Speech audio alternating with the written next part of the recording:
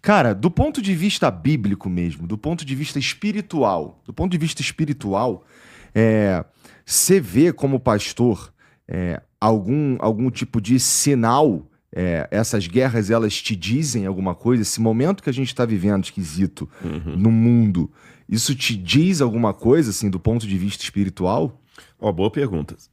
A resposta simplória seria sim, claro, mas eu já teria uma contra-argumentação para ela. Porque guerra tem desde que o mundo é mundo. É verdade. Você entendeu? Se você for lá no período do bronze, já tinha guerra. Se você olhar a Bíblia, já falava da guerra na época de Abraão. Já falava da guerra na época dos hebreus lá no Egito. Você tem na história o Ramsés guerreando lá contra o pessoal de Reta, que depois descobrimos que eram os hititas. Nabucodonosor guerreando. Então, em que sentido que guerra? Então, peraí. Como é que a Bíblia fala que guerra é um sinal?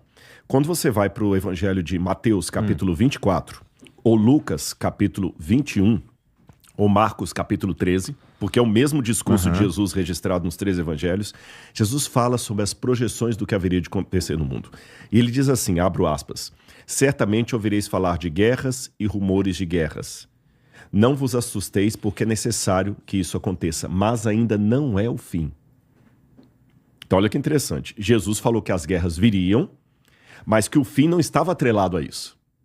Entendi. Então, peraí. Vai dá pra gente, pelo menos, dormir tranquilo. Vai na contramão da piedade popular, que fala, tá tendo guerra, então o mundo tá acabando. Porque tá tendo guerra, o mundo tá acabando. Jesus falou que ia ter guerra, tá. Então, ele falou, calma, não é o fim. Mas fiquem atentos que até lá vai vir guerra. E quando você vê o cenário do Apocalipse, o último instante, realmente, nem será um mundo de guerra. Será um mundo pacificado pelo anticristo. Que ele vai conseguir arregimentar o mundo de modo que, de acordo com o Apocalipse 3, não vai poder comprar nem vender, senão quem tem a marca da besta, e toda a terra se maravilhou seguindo a besta e dizendo, quem é semelhante a ela, então o mundo vai estar unificado. Bom, então com relação a isso, volto para a sua pergunta. E essas guerras, o que elas me dizem? O que elas dizem de sinal? Tem um detalhe nessas guerras que elas me colocam como observação diferente de todas as guerras que o mundo teve. Inclusive as chamadas Primeira e Segunda Guerra Mundial. Essas guerras que estão se desenhando agora correm o risco de escalar para uma realidade literalmente mundial. Sim. Antes isso não havia. Não. A gente fala história universal, mas não era história universal, é história da Europa. Você fala Idade Média. Não teve Idade Média na China, nem no Paquistão teve Idade Média. Até a maneira que a gente divide a história e chama de história universal não é história universal.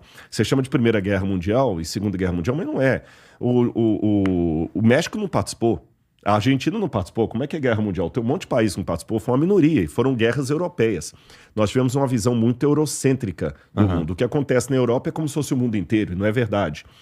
Mas o Apocalipse diz que os últimos capítulos da história desse mundo se desenvolvem de maneira literalmente universal. Eu falei da marca da besta, que será universal, e de situações que entrarão em colapso mundial. E o anticristo tem que vir para impedir uma guerra literalmente mundial que iria destruir o planeta. Por isso que ele vai sair como o salvador da pátria, o Messias. Você está entendendo? Então, nesse aspecto, chama minha atenção que hoje, pela primeira vez na história da humanidade, nós estamos desenhando um cenário que é de proporções literalmente mundiais. E o Covid desenhou isso.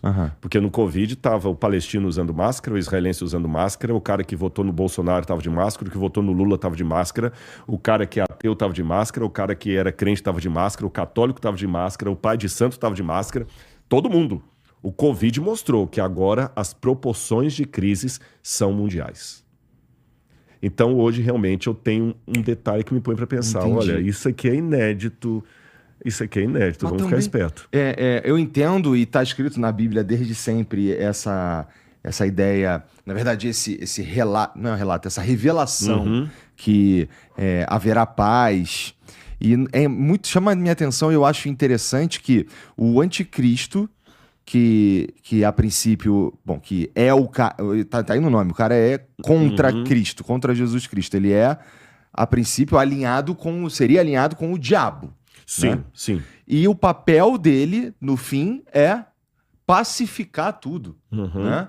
Isso é muito interessante. Isso do ponto de vista espiritual, é feito para enganar o crente, Exatamente. cara. E outra coisa, A gente tem pelo menos uma grande figura que está falando em paz o tempo inteiro, que é o próprio Trump, né? Ele fala, ele sempre quis ganhar o Nobel da Paz.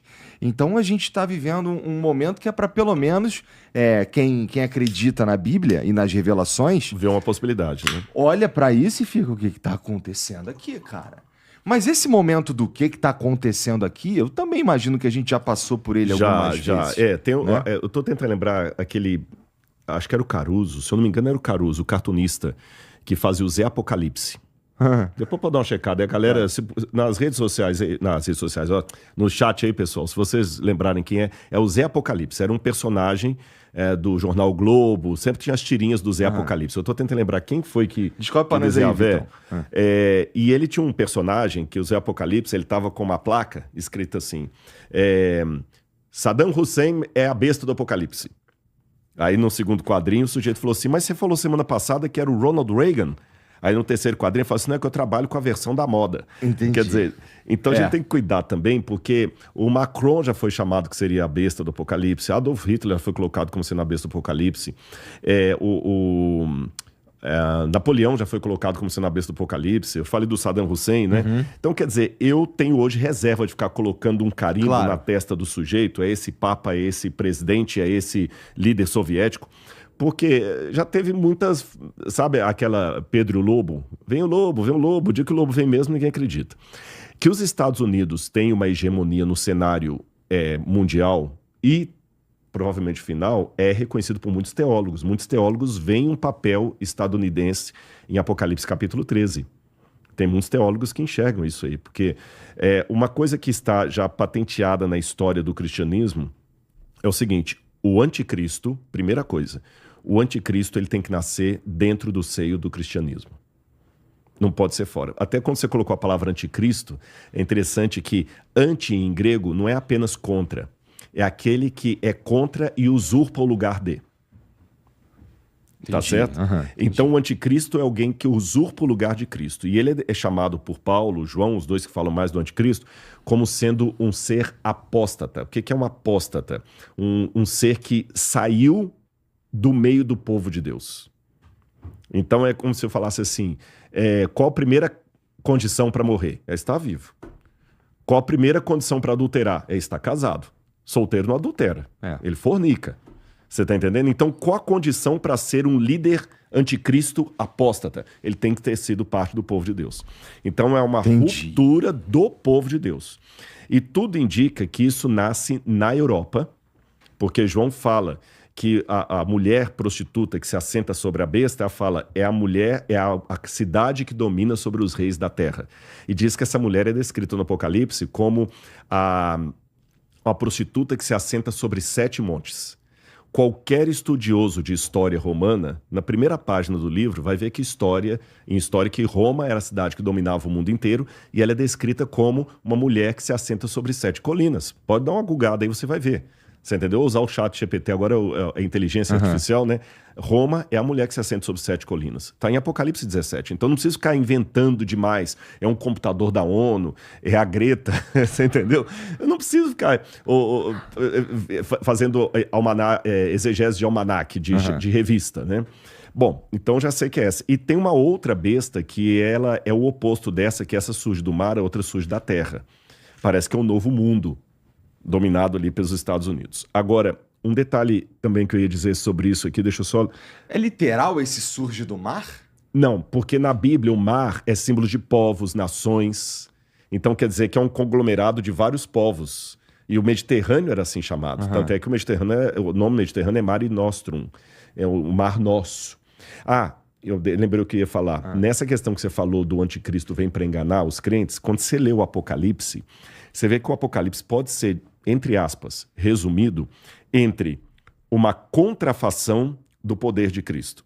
Parece que o diabo, ele imita Deus o tempo todo. Aí alguém fala, como ele imita Deus? Eu sempre pensava que o diabo era o oposto de Deus. Não.